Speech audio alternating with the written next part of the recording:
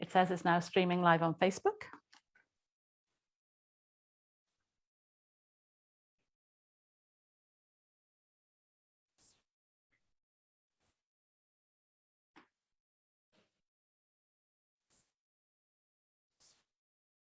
I'm going to do that in case. Okay, so hopefully we can start.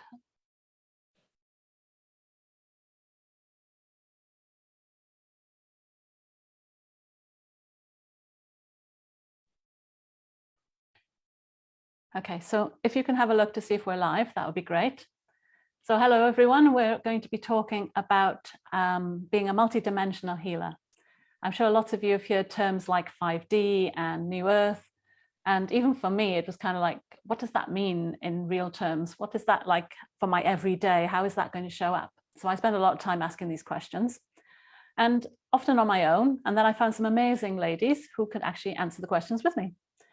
So today we're going to be sharing our ideas and our thoughts. And over the next few weeks, every Monday, we'll be meeting. So if you think this sounds interesting to you, then hang around. We're going to be on for 30 minutes.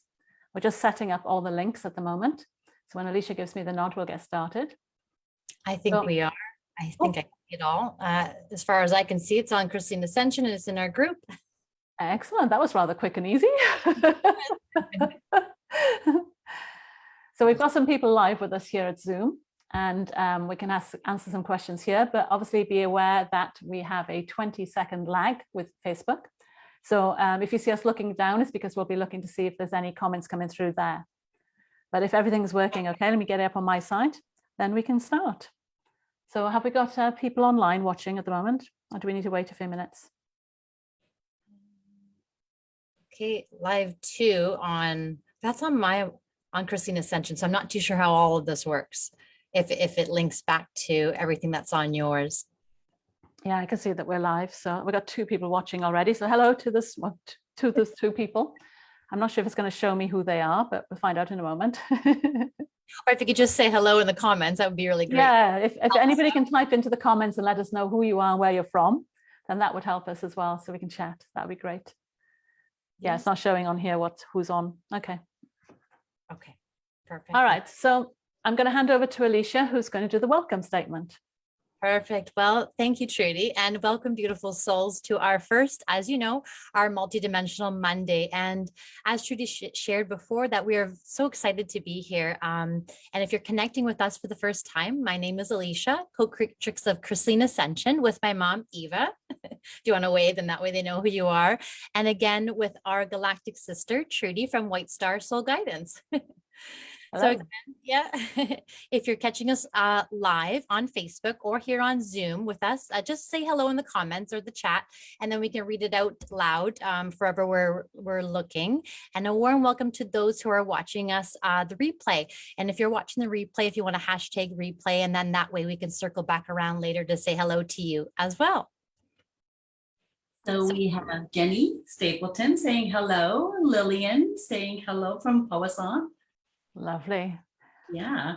So each Monday we will be here live sharing our multidimensional experiences, stories, and earthly musings of living as a multidimensional being in a human body and how we are bridging the 2 together. So today's topic will be about our sharings of finding your tribe and living as a multidimensional healer. So I thought the best way to kind of do this was not to have it too formal, but the way that we do it every day, when the 3 of us met and we started again together, it would be like it was like kind of going to school, but we were the teachers of ourselves, and we'd sit down and go, oh, I've got this question I've never got answered. And we sit down and put our 3 minds together and then get some answers. So we're kind of doing that today. I'm going to go through and pose some questions, and the 3 of us are going to give our different answers. And they're going to be from 3 different perspectives. So it's not the same answer because we see things quite differently.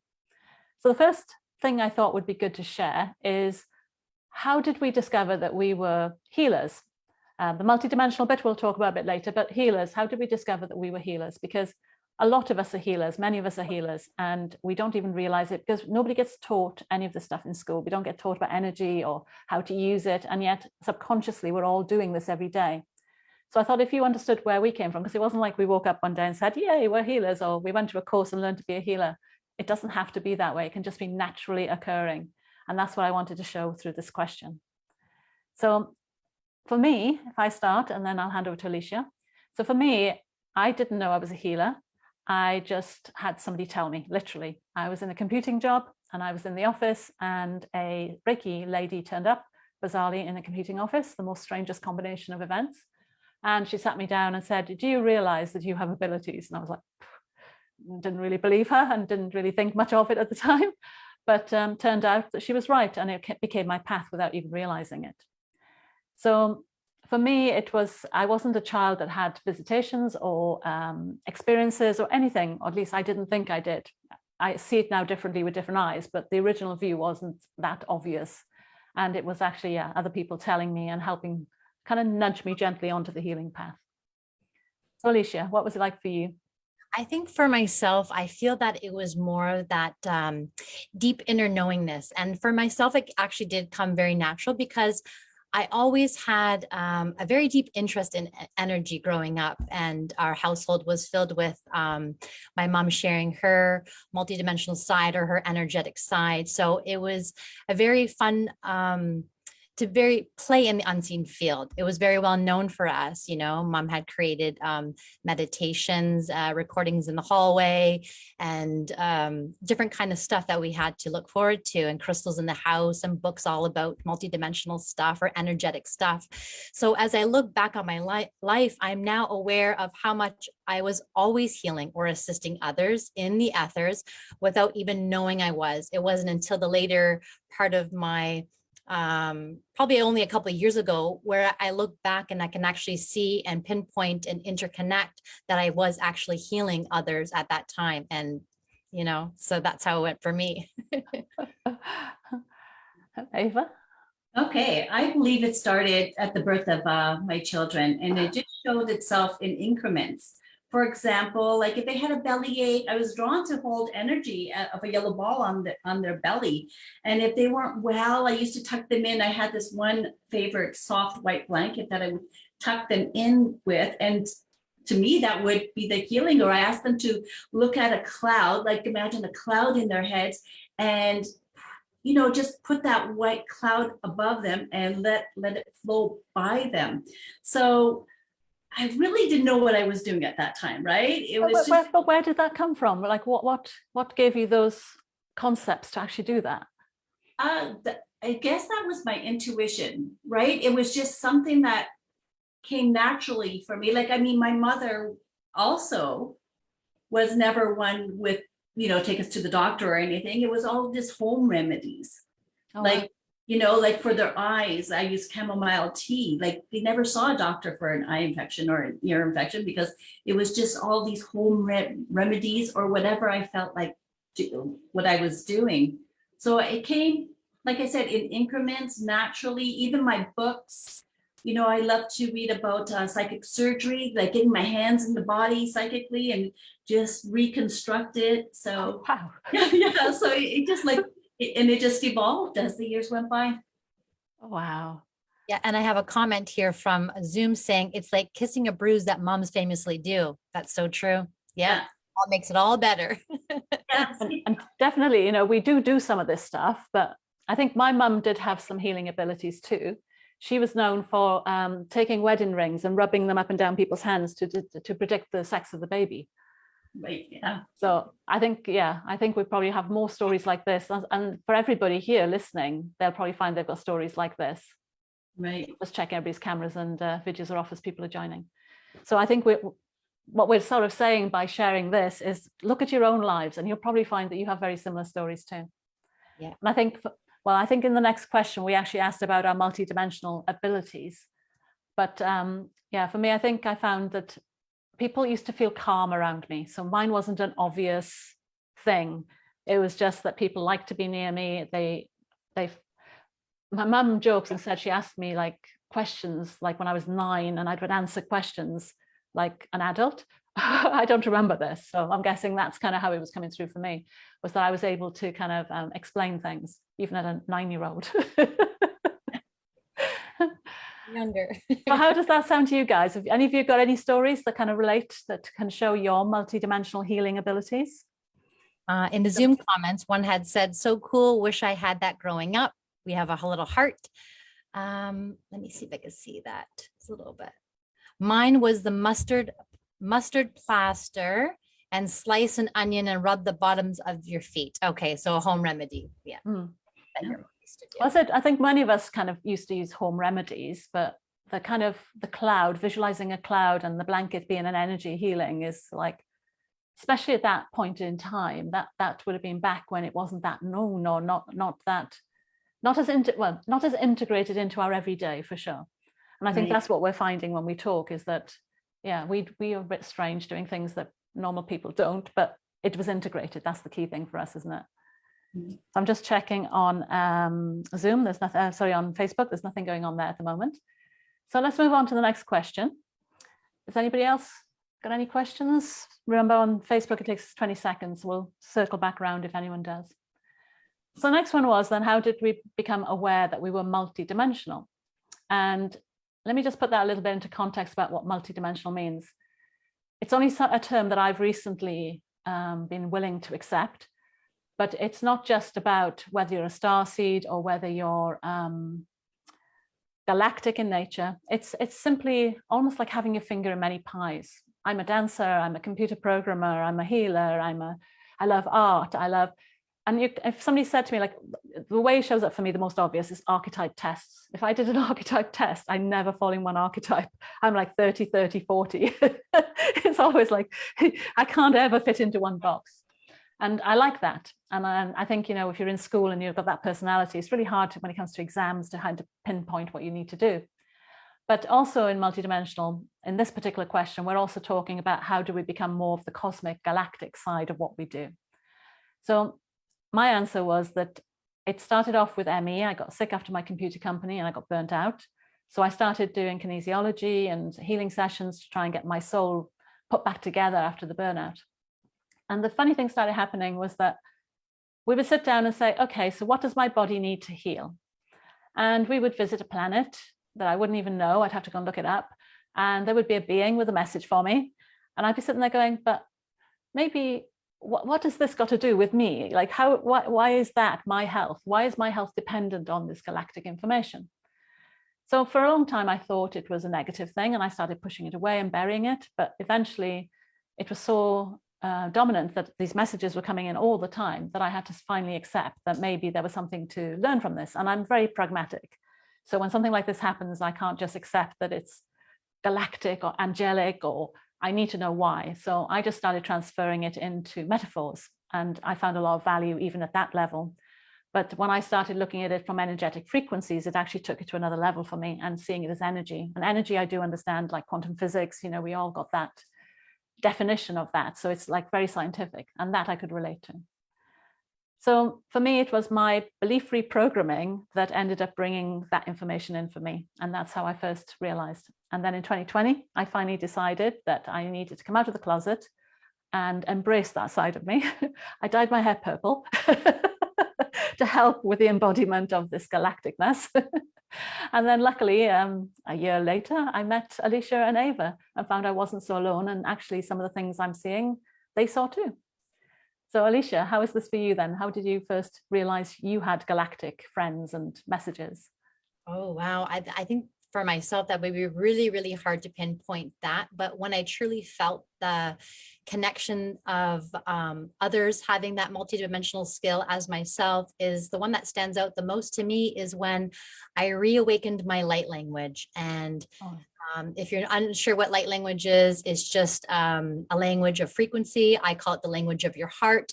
And it's a very deep understanding. And what was being spoken when I initiated that or reawakened that in this lifetime is I understood what others were speaking, and I understood or understood what I was speaking on a deep soul level. And you would be able to I was having these conversations of either tears or laughter, or you're just understanding each other on a deep soul level. It's just like when someone speaks light language to me face to face, everything around me goes very, very silent, and I'm just zoning in on the language, and I just can't explain it. It brings you to a whole other dimension, if that makes sense. And then I started to using this light language as a daily medicine to do my releasing, aligning and activating, or even just speaking my truth and expressing the frequencies that needed to be spoken in our physical reality.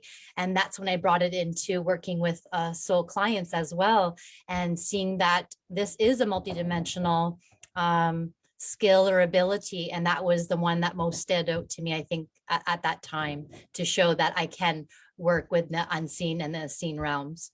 But did you find, like, for me, that would be like my worst nightmare? And I joke and say, if I ever start speaking light language, I don't think I can rationalize that. My logical brain would just explode.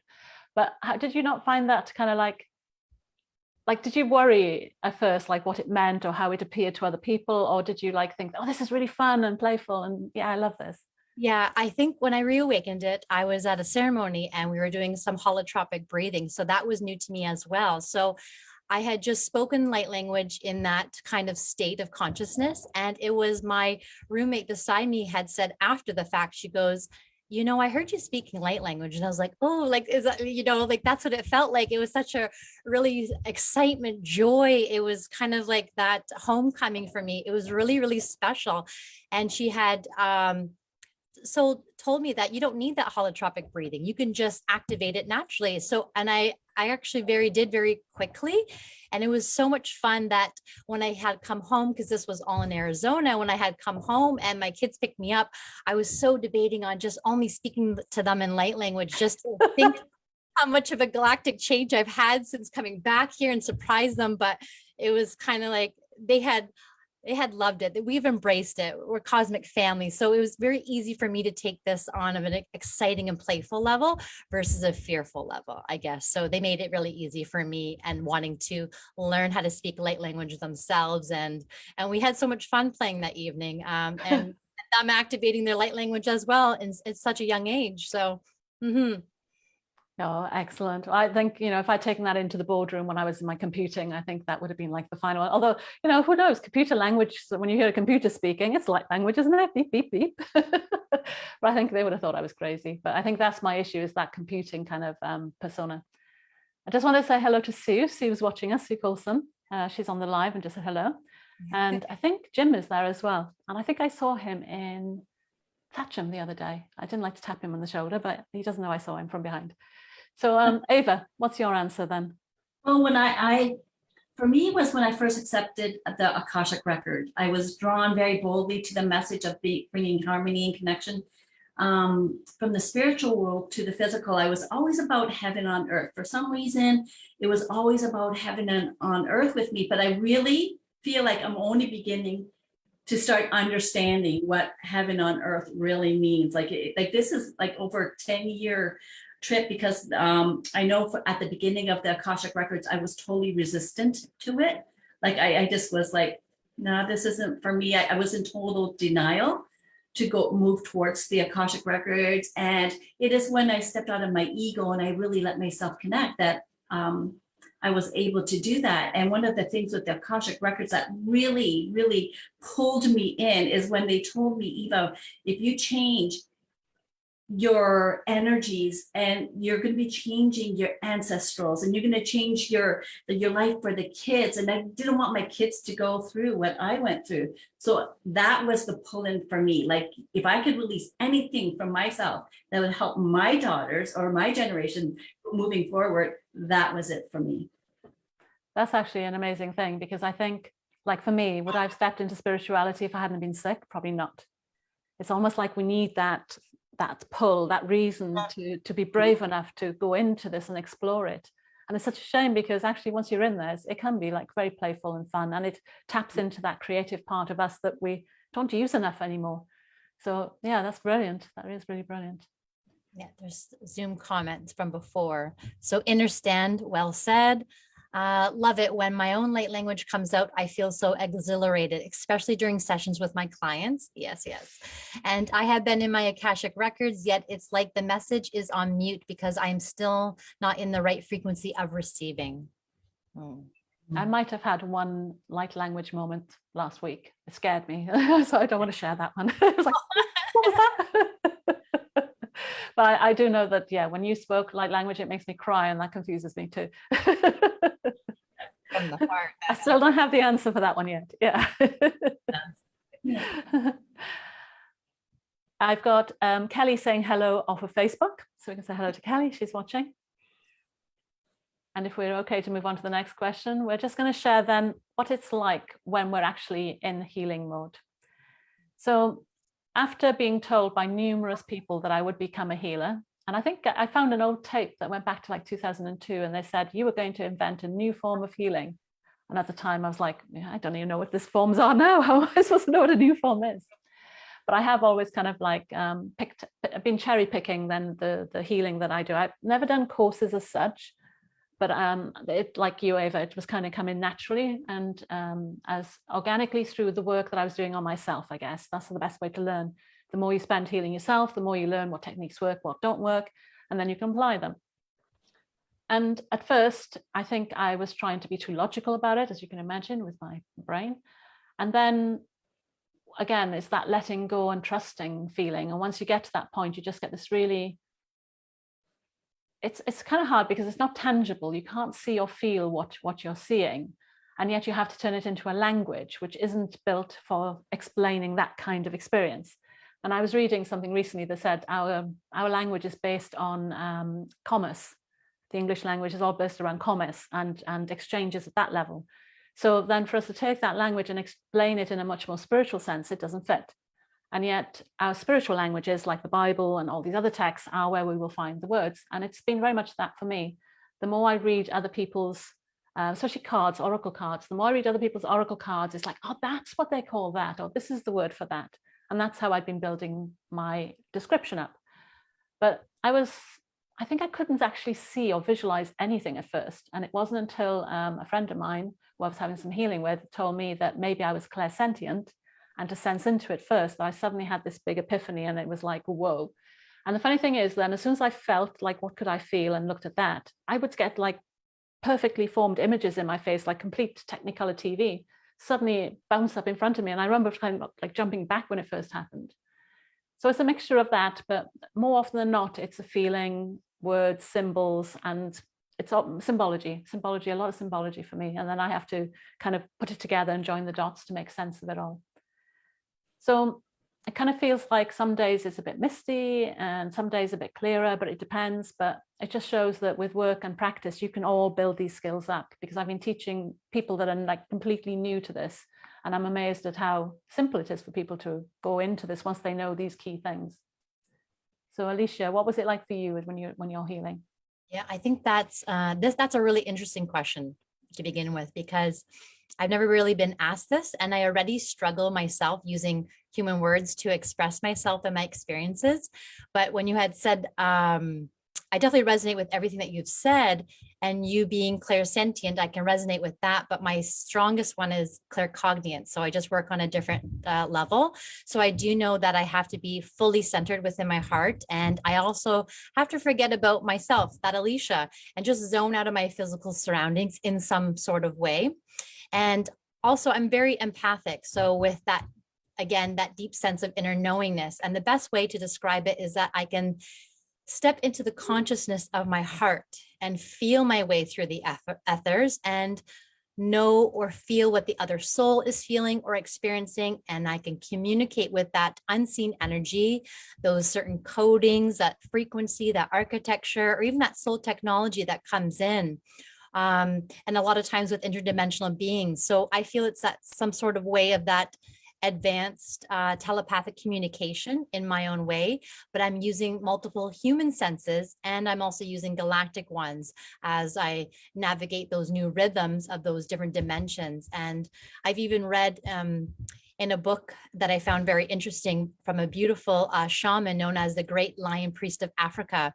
And he shares that the human being possesses 12 senses. So myself, I'm really excited to awaken these in the human form. Oh, wow. Yeah. Yes. Mm-hmm. But definitely. Can't even imagine what 12 would be like, but that's fantastic. Yeah. Huh. See, look, we get together every week and we have conversations all the time. And I didn't know that. That's new to me. That's the first time I've heard you say this. It's always like, oh, wow, now I want to know more about that. So, Eva? Yeah, that's a great question.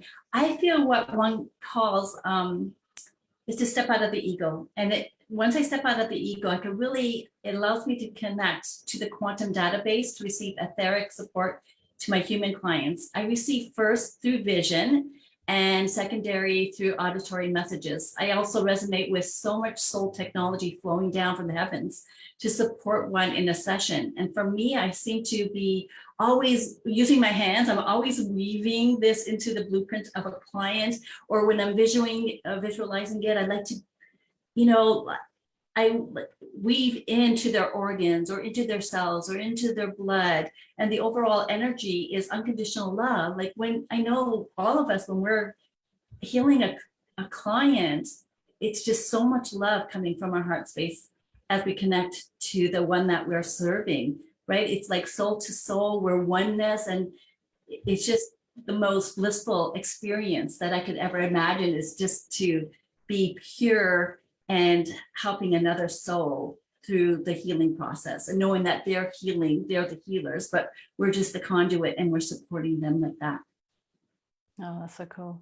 Funny thing is, I used to wake up in the middle of the night and my hands were doing all this, and I was like, what's going on? So, yeah, I think I have a bit of that in me as well. And yeah, that's really interesting. Definitely. There's a comments here in the Zoom. I wonder if human design will help understand why certain aspects are frightening, exhilarating, and emotional swings. Human design, we've been looking into that recently because I like lots of different archetype studies. So from what I've seen, there is a quantum human design, which does do a bit more on the quantum level. But it's like anything, because it's based on astrology and the date you were born. I know there's an I Ching element as well, but because it's bought on the day you were born, that's almost like the thing you started life with.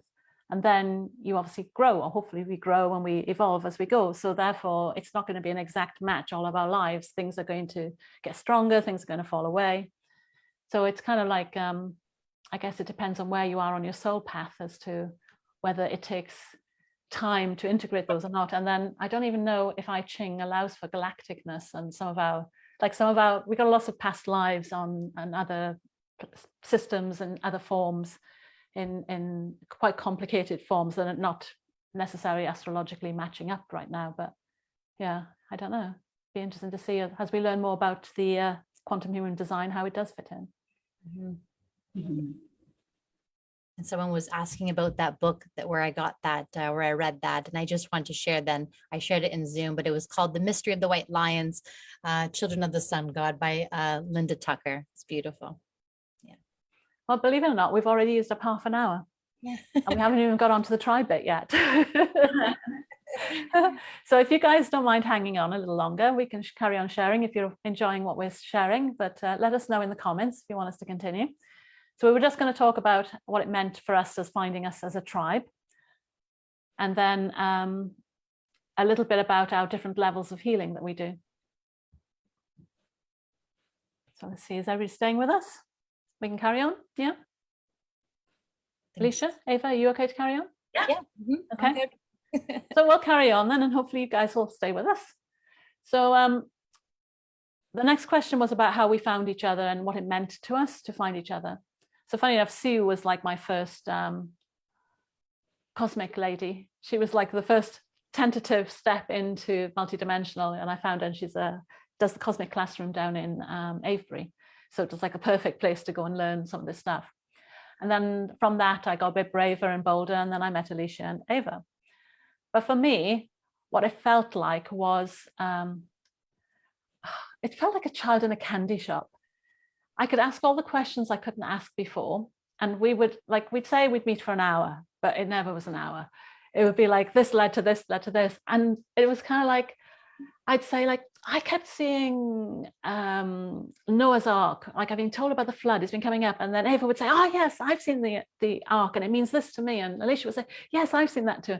And by the time we'd finished, we'd have this, like you were finally fed. It was like we'd been given all these little scraps of information and we didn't know what to do with them all. And all three of us had got these books with them all written in that we're still trying to put together. And then suddenly it was like, they were all fitting together like a big puzzle, all fitting together. And I just felt satisfied knowing finally what it all meant. But also what I noticed was that my skills as a multidimensional healer just it was exponential. It wasn't even like a slow. It was almost like when the three of us got together, because we use a lot of technology in our healings, so it might not be the normal kind of form, but as a computer person, once I realized I could use tech in my healings, I was like, this is the final puzzle piece for me coming together. You know, I understand technology, I understand programming, so now I can use that language to help me with my healing. And it just felt like it all fitted together perfectly. And it was just, it went from feeling lonely and kind of like not sure anybody understood me, or feeling sometimes even crazy, to suddenly having these amazing deep dive conversations on the meaning of the universe, and just feeling kind of like full for the whole week afterwards. So it was very, yeah, my sanity definitely appreciated meeting you guys. And it makes you feel seen and understood. And that's the whole point. When we're multidimensional healers, or even just multidimensional unknown people that haven't come into that side of themselves yet, they're just sensitives. When you really do find your tribe, you just feel really seen, heard, and understood and acknowledged. And that feeling's worth its weight in gold, personally. That's what I think the meaning of life and connection is that's got to be the gold for me. Yeah, agree. Yeah, that's beautifully said. And that feeling is definitely mutual. It definitely felt divinely synced by our higher selves when we had first met. That's how magical it felt. So when the three of us came together, it immediately felt like we were that puzzle waiting to be completed. And we continuously all the time, like Trudy says, we surprise ourselves with how aligned we are, syncing up with our human experiences as well as our galactic ones. And it feels very exciting, and at the same time very natural, like we've known each other forever, which we have.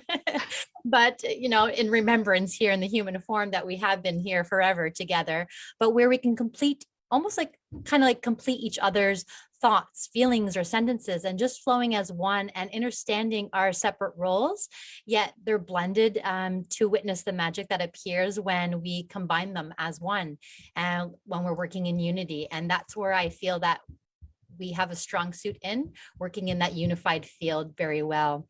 So it's like we are on that same energetic wave, and we have that infinite authentic giving and receiving type flow, and hold similar frequencies with similar missions and purposes and intentions. So I'm just reading the comments here coming up on the Zoom. Loving your energy and all the expansive chat. Does either of you spend time exploring in your light body through either out-of-body experiences or astral travel? It feels great knowing we're not alone with our abilities. Also, being like-minded individuals is so soothing to the soul. Yeah, it is. Because I think there was times like where we were shy with each other, even, weren't we? It's like we didn't want to. There were still parts, even though we were like all claiming to be multidimensional and like expressing that, we still all felt a little bit withdrawn on expressing it, which is really funny, because you kind of see something really weird and you go, should I mention it to the others, or they're going to think I'm strange? And there's three of us that are all like that. And it just shows how that restriction on us is so tight in our society that we couldn't even completely open up at first with each other, even though we'd committed to do that with each other. So yeah, that was really an amazing experience. Yeah. So how about you, Eva?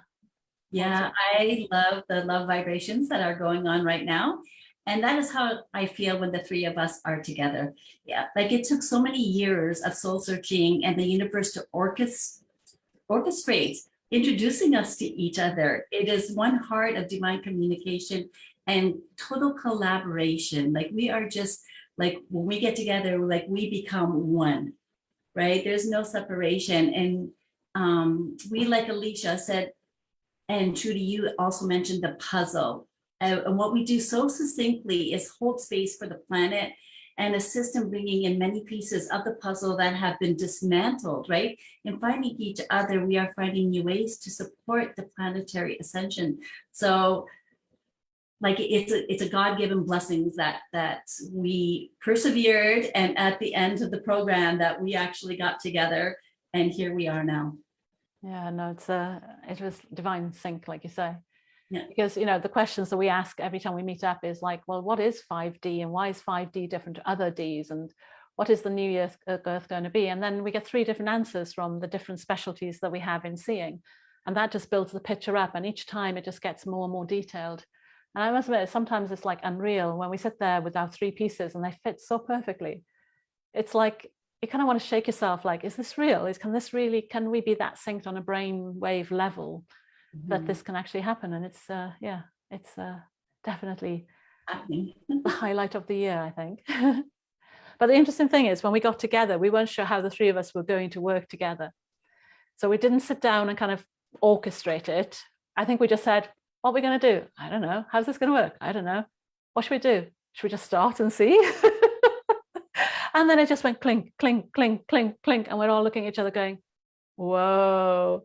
And in a way, I don't know about you guys, but in a way, I'm a bit frightened every time we join up in case we don't get the clink, clink, clink, clink, clink. And like, what do we do then? But it hasn't done that. It's just always been that kind of progression nicely in place. So, yeah. Agree. So what have you guys got takeaways from that? Like, how would it mean for you guys to find your tribe? What would it make you feel like?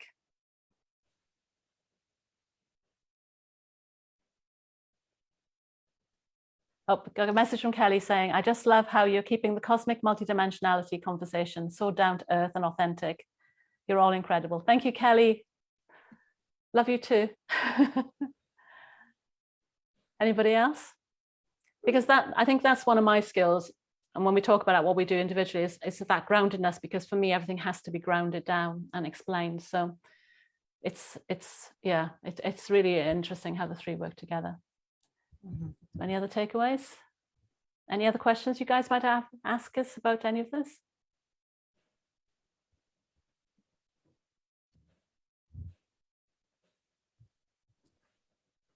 Okay, I know it's going to take 20 seconds on Facebook, so I'll come back around. I'm keeping an eye on it.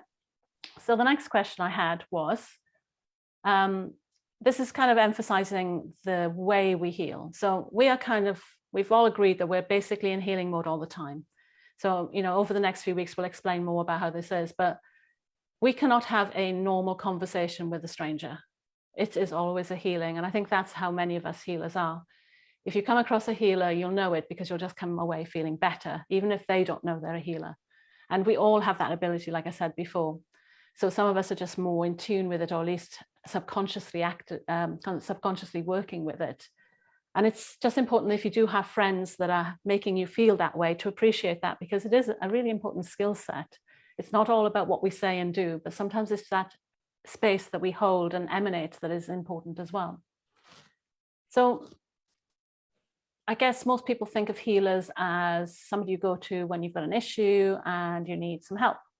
However, there is a group of people doing planetary healing as well. And this question is about like the difference then for each of us on our personal healing, our planetary healing, and how we got healing for others. So I just wanted to kind of touch on it quickly here, and we can always come back around on another Monday to share more.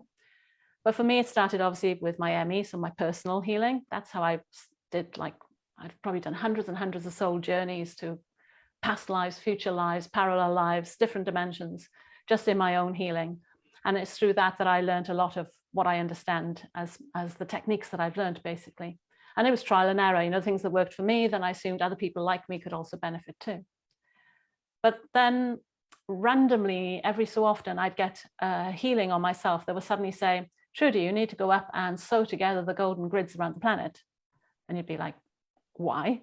Because somebody's stolen all the gold from it. It's really important to put it back. And it's like, okay, so you go up, and that's when I started doing the kind of weaving and doing it, and then kind of going, and then you sort of sit there and think, did that actually do anything? I don't know, because I didn't know anybody else doing that work at the time. I think the biggest thing for me was in 2020, I was standing down by the lake with a friend, and we were bringing in truth. We were trying to bring, I know it's probably the worst thing. I thought I'd caused the pandemic at this point. We were trying to bring in the truth and spread it around the earth for divine truth. And I had my drum, and the drum started getting louder and louder, and the water and the fish were jumping, and I was starting to get like spooky myself. And then this sort of the aeroplane lines across in the sky created a big star above our heads. And I remember looking up going, okay, that's a bit different. And again, it was that part of that kind of connecting more to the power of the planet and what we can do. So planetary kind of was intermittent between there, and I just did it because I was told to do it and didn't know if I was doing it right. And then it took me a long time then to turn those into actually working for other people. it wasn't like on my list to become a healer first. Those first two things happened, and then it was more a matter of, if I want to find my tribe, then I need to be more authentically me. I am a healer. The more I therefore stand in those shoes and become that person, then surely then I'll find more people like me. And obviously it worked, because I met people like Sue and Alicia and Eva. So being yourself has benefits, even if it does seem like you're on the outskirts and an outcast and not sure who you are. So how about you, Alicia? How did it work for you? Yeah, I do feel unconsciously, I was definitely healing. I felt healing others first and assisting on a collective level for the planetary. But when I think back to consciously, then that's when I began to heal myself first, then outskirting to support others, such as my children and family members, which extended to aligned clients, and then to the planet. Just, I feel that each one overlaps the other, as we're all connected. We're all connected in some way or form. So we do pick up on each other's healing, alignment, or releasing. And I do feel that they are slightly different, yet the same in a way. An example I would give was when I'm healing myself, I find it so much more challenging as the human mind steps in. And that's when I need to surrender to my heart. And just for an example, today, before we got together, I was dizzy all day, but my dizziness stopped after we did the healing, which I had a little bit of the piece, Trudy had a little bit of the piece, and then my mom had a little bit of the piece. And then when we're all working together, we're able to kind of see what energy was going on and what I was actually experiencing. So when I was working alone, I did feel like that took so much more longer. I would have been able to do it, but just this happened so much more easier and effortlessly. And it's kind of like, wow, it's done, it's complete, it's all grounded in. And that's what I'm looking for, it to be grounded into what's going on. But when healing others, I do find that I hold them in that sacred space that I would for myself, with always that purest intentions for their highest good. And then when I'm healing the planet, it feels exactly the same. It just feels much more on a bigger space that I'm holding, energetically speaking, which I also find very easy to do. And that may not be the case for others, but I do find that what I can hold space for myself, it's so easy to hold that space for the planet as well. And it's so needed as well. Yeah. Cool. All right. For myself, personal healing came to me at the beginning. While I was healing myself, I was, called to different mentors, coaches, modalities, started showing up. And so then I started practicing with others. And recently, just basically in the last 18 months, I consciously started planetary and cosmic healing in a collaborative fashion. And I feel that sometimes the planetary and humanitarian healings come the most easiest to me, because you're doing it on such a large scale, and just the frequency, the vibration, the downloads seem to come so, when we're working together, right? It comes quite easily and effortlessly to us, and we take an issue and we negotiate with the cosmics, and we're in the ethers doing all this, you can't even dream this stuff up work, but it's so satisfying. Like, it's so fulfilling to know how much we are actually supporting the planetary and the humanitarian works in our lives right now. Mm-hmm. And the thing is, it still gives us insights beyond what we might expect, because we were recently doing some money abundance stuff, and it took us to an island off the Gold Coast of America, which turns out to be where the Federal Reserve was signed. And we didn't know that. It's just where our journeys took us. So it says, it's so powerful what we've been seeing. Mm-hmm. But the thing is, to just emphasize again, is just because we're doing planetary thing, it's not something special. We can all do planetary work by how we walk down the street, when we notice the energies are misaligned in our streets or in our parks. There's so many things we can all be doing. And it's just, again, just education. It's not complicated. It's about sensing and switching your senses on, isn't it? Mm-hmm. And it's carrying the essence within us as we walk about amongst everybody. Mm-hmm. I've got Sue saying, thank you all for beautiful sharing. It's wonderful to hear your personal stories, as I know how important it is for others to hear. Thank you, Sue. That's exactly what we were doing this for, because I think I would have benefited from having heard stories like this, not just from the esoteric kind of the galactic sense, but this much more down to earth version, because that would have made me feel less of an outcast, I guess. So that's why we decided we would do this. And there's comments in the Zoom too. Hey, beautiful souls, what is some of your favorite ways to get grounded after spending time in other dimensions? Oh, that's a really great question, because I do feel for myself that I can float up very, very easily.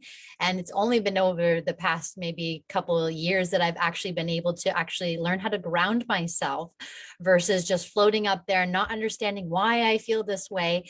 And I used to result in going outside, going barefoot, getting grounded, doing some breathing techniques, but Dancing. I think that's evolved before, like evolved even more, that wasn't always the grounding way to do something like that. And I realize now it's a little bit more of the human architecture within us that may not being able to allow us to ground in that light inside of us. And but I do feel that in the very beginning, when I was learning how to pull myself back into my physical body, I was taught to breathe into my spine and count my spinal cord 1 to 33 all the way up and breathe into every single one. And that really helped me become very grounded very quickly in my human body, because before I did feel a little bit scared to be in my human body after that.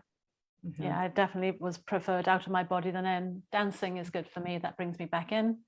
And I found that since I've been going in through the heart to the quantum space, I now feel like I'm not leaving my body when I'm doing it. But for sure, the architectures that we've been putting in place for ourselves has made a huge difference for how I stay.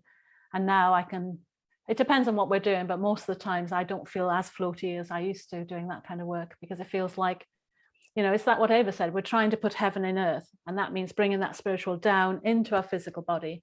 And a lot of the work we do has that embodiment aspect as well, where we've kind of go from that spiritual soul right down into the physical body, and we practice that ourselves. And for me, like that was almost my first mission that I had to learn, was to come back into my body, because I loved being out there. I did not want to be in here whatsoever. And so basically that was what I was taught, first of all, is always just to bring it down here. So they always used to say, if there's a string right in your out there, is just to bring it yourself down and bring yourself, just your thoughts into your heart. And me, I do a lot of holding my hands on my heart, because that keeps me grounded. That keeps me in my place, so that I'm not always out there. So I could share from a 3D experience from a spiritual perspective.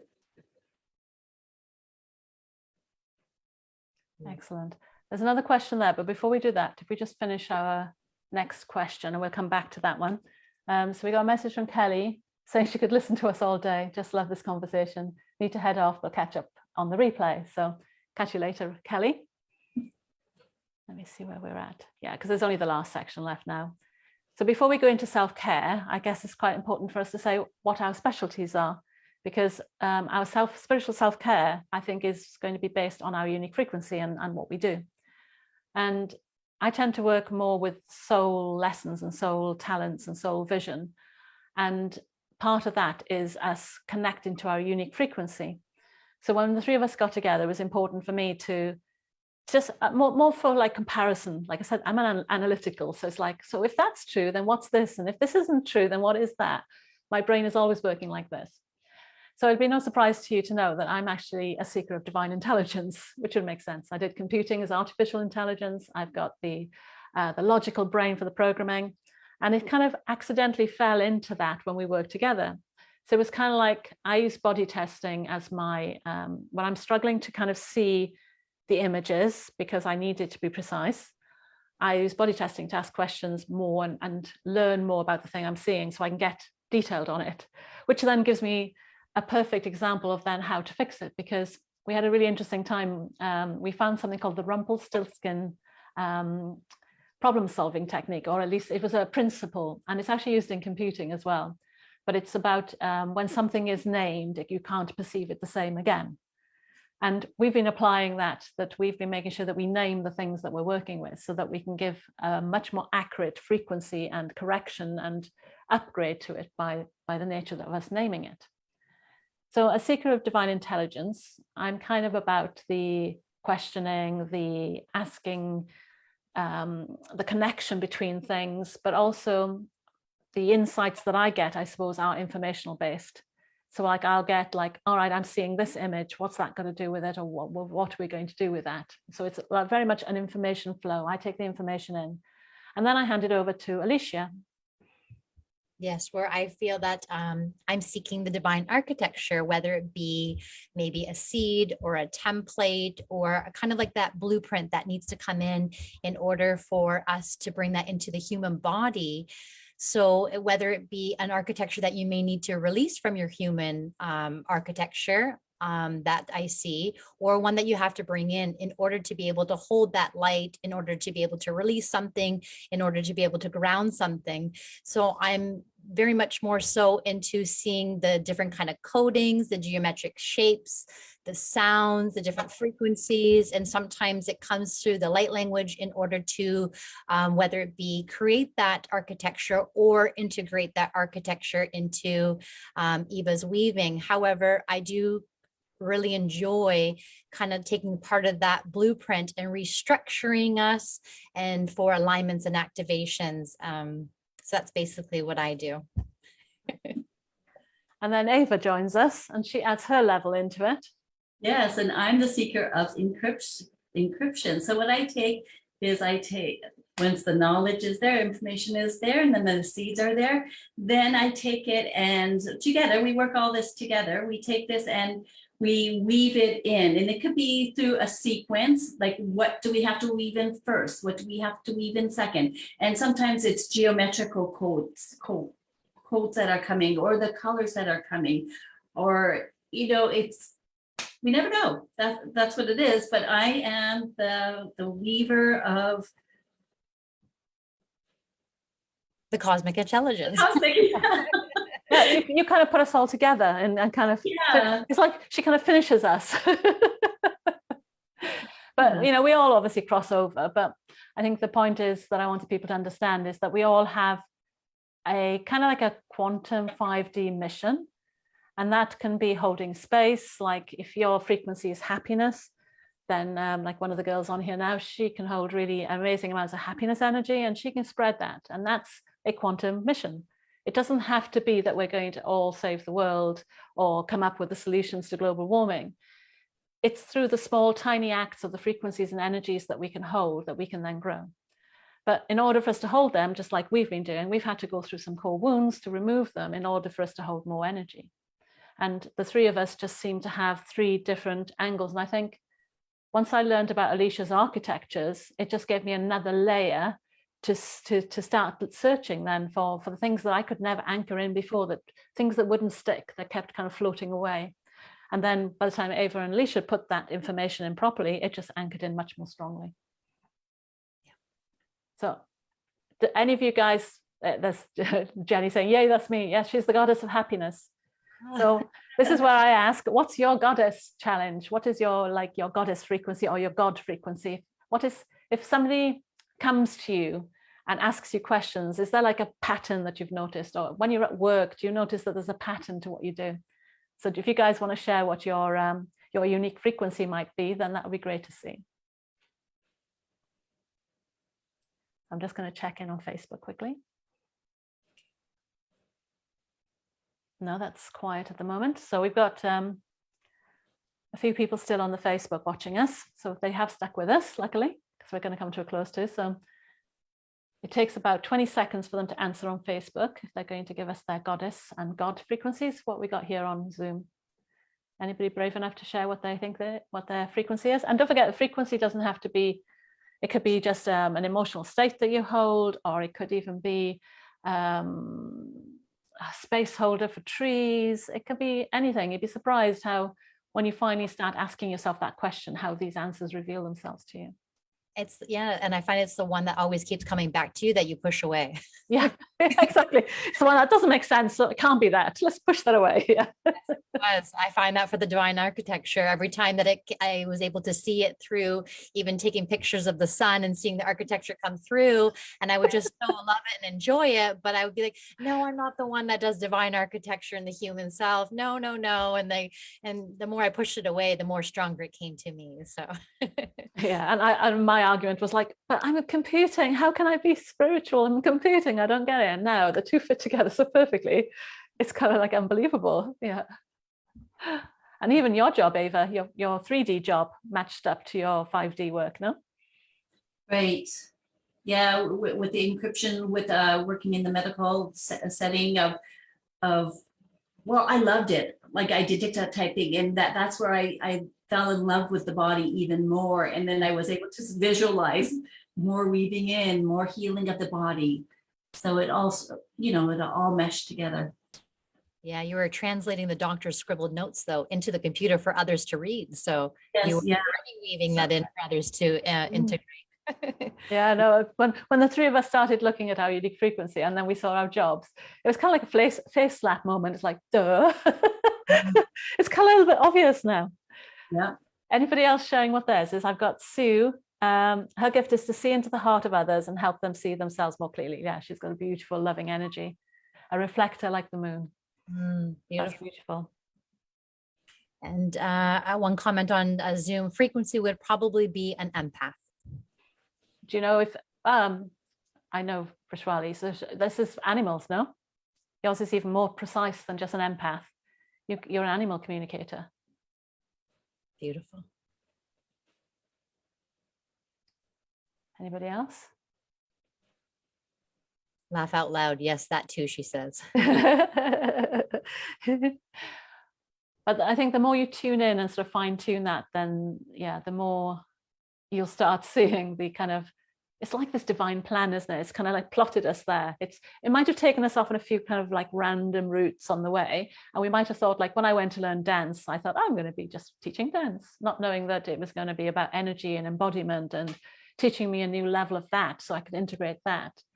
So don't underestimate your life experiences. It's almost like your life experiences, your challenges, everything you've been given was plotted precisely to help you remember what your mission was here at this time. So I think we'll call it a close. If anybody's got any other questions to share, that would be great. There was, what is your suggestions for spiritual self-care? That's right, yes. Can we carry that one over to next time? Will you join us next week, Callum, and bring that with you?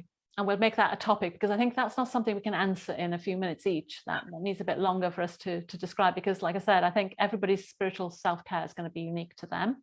Mm-hmm. And like some people can't be on a computer without feeling stressed, and others need to be in nature. So I think it's something that we can answer our questions and what we do. And maybe you could share yours, Callum, and bring yours with you and tell us what you do. Yeah. Mm-hmm. So I hope you guys enjoyed what we've been saying. And like I said, we wanted to share this because we want people to wake up to their multidimensionalness. That all those messages you've had in your head or all the things that you thought might not be a coincidence. And we want you to start putting them together as your own jigsaw puzzle and actively start seeking it out. So I'm going to hand over to Alicia. Yeah. So if you want to keep joining us, we invite you to keep joining us every Monday here through the Facebook Live, or come and join us on Zoom, as it's our intentions that through our sharings that you'll discover your unique frequency and how valuable that truly is. And upcoming, we have a new offering soon called the Stardust Being Human series. It's going to be to a group of conscious souls who are desiring to stop blaming themselves for the accumulation of misaligned energy throughout their multidimensional selves and throughout their lifetimes. So the first one will be called Beating Yourself Up. So just stay tuned with that. But each and every Monday, we'll go through some different topics as well. So if anybody has any topics they would like us to know, then message either myself or Alicia or Ava. You've got all the links, I think, in the event. But hopefully you guys can now follow us. So I'm White Star Soul Guidance, so please click follow. And Alicia. Yep, we're Krystalline Ascension. And then we're also going to be continuing the conversations in our Facebook group called the Higher Consciousness Living, Stepping Boldly into the Unknown, which we can leave a link for that as well. Do you want to pop that in here, actually, into the Zoom, and then we'll put one into the live after that.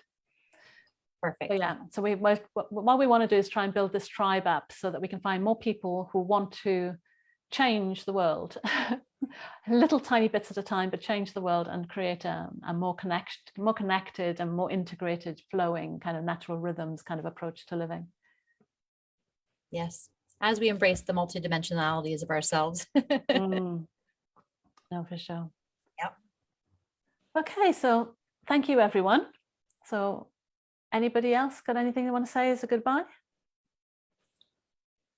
No, much love to everyone. So sweet. Thank you so much. Yes. I thought Eva was going to say something then. I was waiting. I could see her kind of like pause, and I thought, she's going to say something. I'll come later. Yeah. Yeah. Well, so much for a half an hour. It took us an hour just to go through those questions, but I hope you guys all enjoyed it, and we'll see you all soon. Okay. Bye, guys. Yeah.